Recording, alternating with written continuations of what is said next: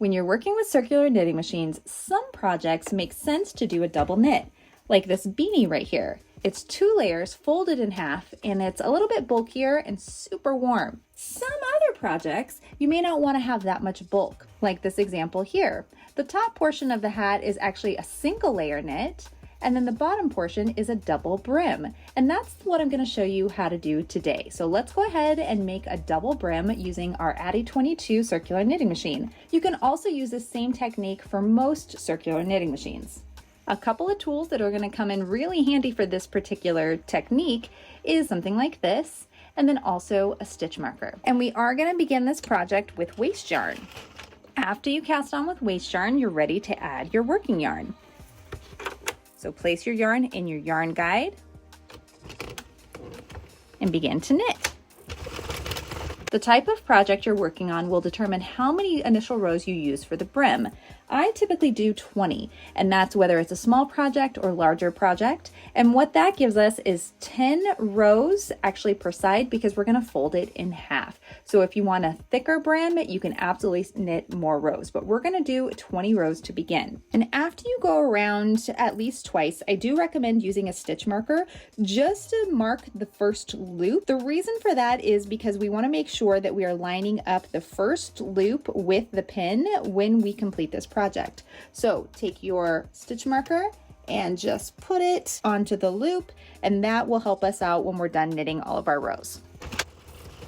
Once you knit your desired amount of rows, you're going to come back down and find that stitch marker that we put at the very beginning, and that's going to indicate the first loop that we're going to pull back onto our pin.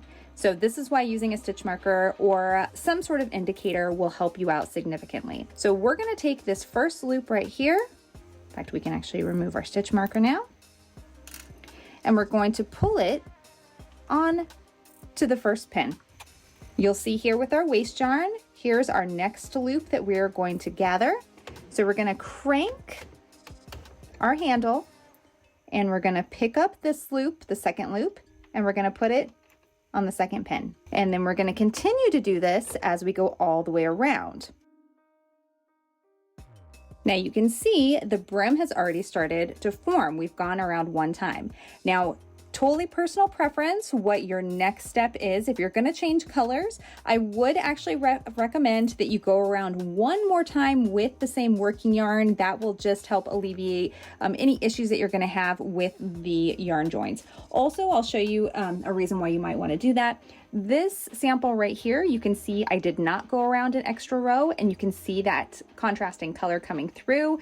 Not a big deal. These are for decoration, but if it was for a person to use, you might want it to look more like this. So then when it's folded in half, you won't really see that contrasting yarn. So we're going to go around one more row with the same working yarn, just making sure that all of your loops go down on each pin as you knit. You may have to manually pull them down. Sometimes they do tend to get stuck. I've gone around that extra row, and now I'm actually switching colors, and I'm going to do 20 more rows in an additional color just to give a little bit more variety to the project. And then you can cast off as you typically would. In this case, I will just be using the darning needle to pick up all of the loops.